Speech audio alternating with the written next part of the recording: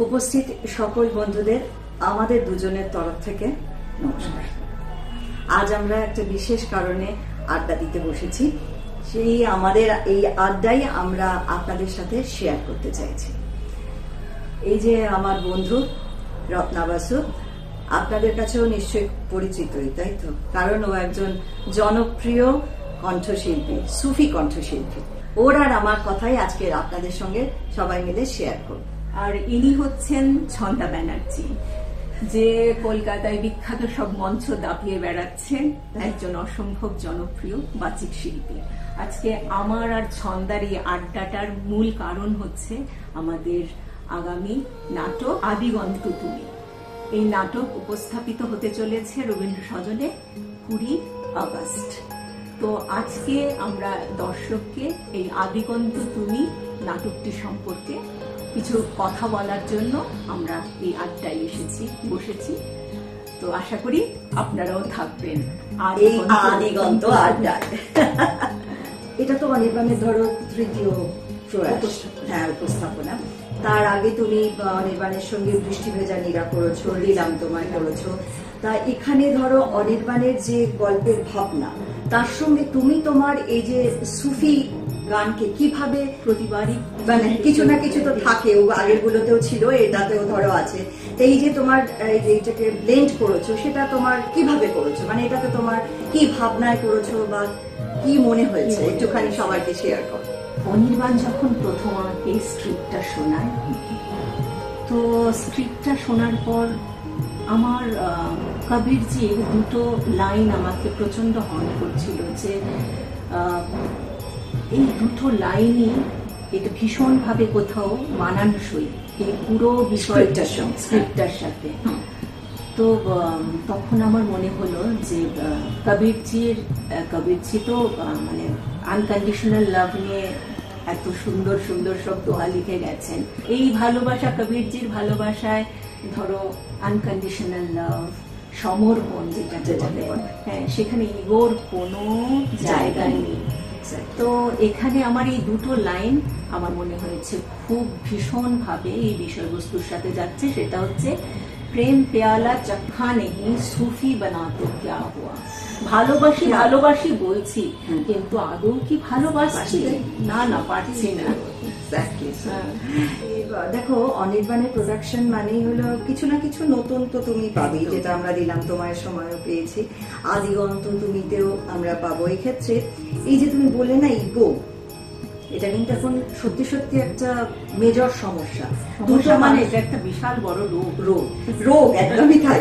এবার এটা শুধু যে দুটো মানুষের মধ্যে সময় চলছে তা তো নয়, দেশে দেশে ইগোর লড়াইয়ে তো যুদ্ধ পর্যন্ত হয়ে যাচ্ছে। খুব সুন্দর কথা বলেছিল অনির্বাণ, যে ইগোটা যদি ইগো হয় তাহলে কিন্তু আর কোনো ওটাকে লেখা ছিল, ঠিক বলেছো, এক্স্যাক্টলি। তা সে কিগো অব্দি যাওয়ারই হয়তো সেটাই সমাধান, যে মানে এই এই মানে যেভাবে হোক ওই কিগো অব্দি যেতে পারাটা একটা ব্যাপার। সমর্পণ না হোক, এটলিস্ট কিগো অব্দি যাক, অনেক সমস্যা সমাধান হয়ে যেতে পারে। তো এই ক্ষেত্রে ধরো এই মানে আদিগন্ত তুমিতে এই যে একটা জার্নিটায় আমি নিজেও দেখেছি, এটা যে শুধুমাত্র পরিচালক অনির্বাণ, লেখক অনির্বাণের যে একটা দুর্দান্ত ব্লেন্ডিং, সেটাও তো আমি দেখেছি। এক্ষেত্রে শিখেছি নিজে, এবং আই এম সো প্রিভিলেজড যে এরকম একটা জায়গায় থাকতে পেরেছি বলে। তা যাই হোক, এবার তোমাকে যেটা বলতে চাইছি, যে এই ইগো কেন্দ্রিক একটা আবহাওয়ায় তোমার একটা গান এবারে কিন্তু আছে, সেটা হলো ধুলো খেলা। তা সম্ভবত তুমি বোধহয় এই প্রথম শুট দিলে, তাই না? ঘটনা ঘটেছে। এবার তুমি এই ধুলো খেলা গান সম্পর্কে একটু কিছু বলো। অনির্বাণের এটা আবার আরেকটা পাগলাম, আমি তো কখনো সেরকম ভাবে সুর করিনি। এবার ও একটা লিরিক লিখে আমাকে এনে হাজির করেছে, বলেছে এটা তুমি সুর করে দাও। এটা মানে ও এরকম একটা সাহস দিল বলে এরকম একটা দুঃসাহসিক কাজ আমি করে ফেললাম। এটা কিন্তু তোমার ওই কথাটার মতো তুমি বলো না, অনির্বাণের মাথায় মাঝে মাঝে একটা পোকা কামড়ায়, মানে এটা একটা পোকা কামড়েছিল। এক্স্যাক্টলি তাই। ভালো পোকা বলো? হ্যাঁ, পোকা ভালোই, কিন্তু সেইটার কামড়ের ব্যথাটা তৈরি করেছি।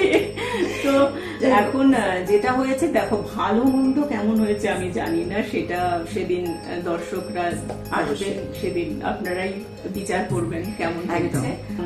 প্রথম যখন লিরিকটা পাই তখন একটু, যেহেতু কবিতা, তাই আমার একটু অসুবিধা হয়েছিল শুরু করতে। তো সে সময় সুমিত গুহ বাবাই, তুমি তো চেনো, ভীষণই গুণী শিল্পী, একজন পারকাশনিস্ট, আমার খুব প্রিয় ভাই। ও আমায় খুব গাইড করেছে এই ব্যাপারটা, কিভাবে গানটাকে ঠিক দাঁড় করানো। তাছাড়া ওর আরেকটা অবদান রয়েছে এই নাটকে, সেটা হচ্ছে প্রেম পেয়ালা সুকিস, আরেকটা যেটা রয়েছে কবিরজির দোহা, সেটারও কিছু অংশ কম্পোজ করেছে মুদ্রা থেকে। তো এইভাবেই আর কি আমাদের সব গান রেডি হলো। তার মানে তার মধ্যে দাশগুপ্ত একটা বিরাট কাজ করেছে, এই গানগুলো অ্যারেঞ্জ করেছে। আর আরিহান্ত রাও বলে একটি ছেলে, ভীষণই ভালো প্রমাইজিং। ও আসলে যখন এই ধুলো খেলা গানে তুমি বলছো বটে, তোমার কাছে স্ক্রিপ্ট গেছে, যখন এই গানে তোমার সুর দেওয়া নিয়ে তুমি এত কিছু বলছো, ব্যাপারটা কিন্তু মোটেও তা না। অনির্বাণ আমাকে অনেক আগে বলেছিল যে এটা কিন্তু পুরো রত্নাই ভাবতে পারে এই ভাবনাটা, যে কিরকম, একদমই তাই, মানে যে কিরকম ভাবে এটা যেতে পারে, মানে ও এটার সঙ্গে নিজেকে একটা ঐশ্বরিক ভাবে ভাবনায় এটার সঙ্গে মানে মিলিয়ে মিশিয়ে দিতে পারে। অনির্বাণী এরকম ভাবে বলতে পারে। হ্যাঁ, দেখো তোমার যদি এটা নিয়ে অত কিছু ভাবার নেই, যেটা অনির্বাণ বলতে পারে নিশ্চয়ই সেটা ঠিক ভাবে বুঝেছে বলেই বলতে পারে, তা না হলে একটা অসাধারণ এরকম গান কি করে এলো বলো, এটাও তো একটা ব্যাপার। অসাধারণ কিনা সেটা দর্শক বলবে। সেদিন বলছি কি, তুমি তো আগেও আরজে রাজার সাথে কাজ করেছো, ইংরেজদের একজন জনপ্রিয় আরজে, গানের ফেরিওয়ালায় রয়েছে 91.9 FM এ। আমরা সবাই ওনার কণ্ঠ শুনি, এত রেগুলার, খুবই জনপ্রিয় এবং অনেক, মানে খুব প্রিয়, অনেক বছর ধরে কাজ করে চলেছে।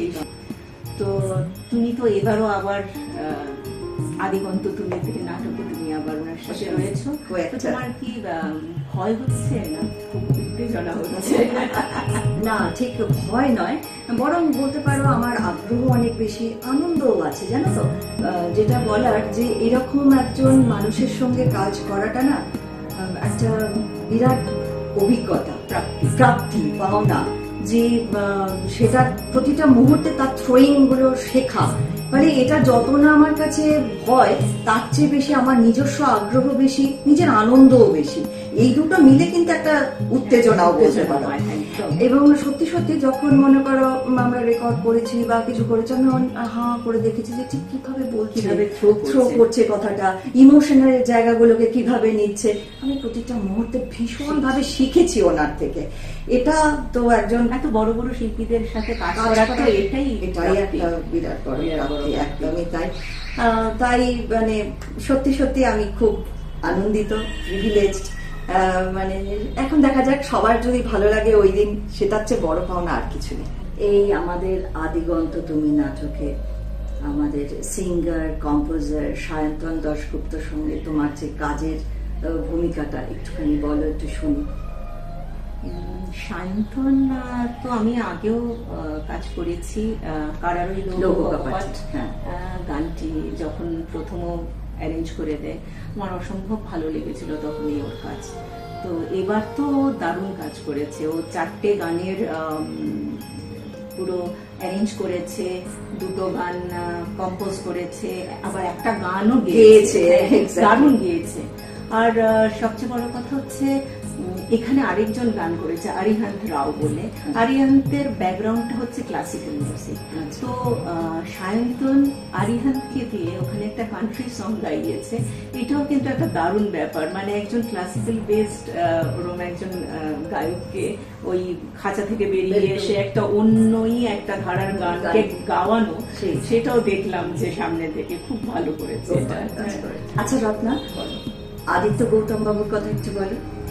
আদিত্য গৌতম বাবু ভীষণ ভালো গিয়েছিলেন, ভানু সিংয়ের পদাবলী থেকে একটা গান সেদিন গিয়েছিলেন। অসম্ভব গুণী শিল্পী।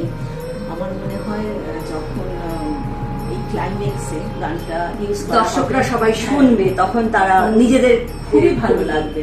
এক্স্যাক্ট, তুমি ঠিকই বলেছো। অনির্বাণকে নাটকের শেষে এসে সেই আমাদের আদি অনন্ত চির সখা রবি ঠাকুরের দ্বারস্থ হতে হয়েছে। তার সাহায্য নিয়েই এই নাটকের ক্লাইম্যাক্স এসছে।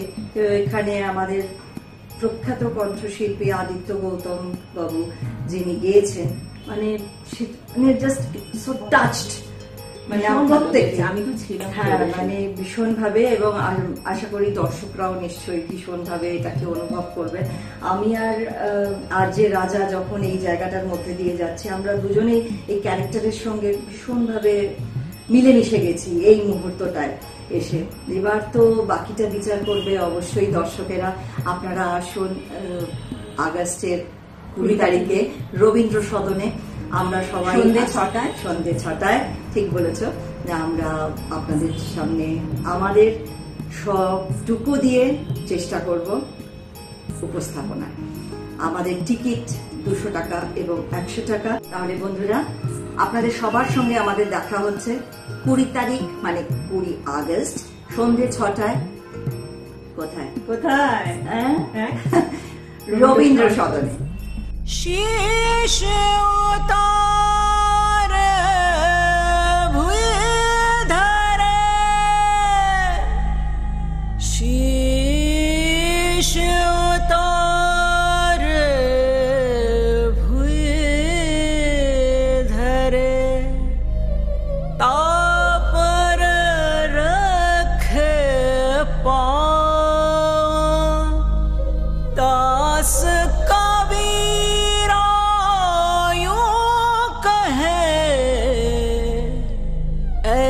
सा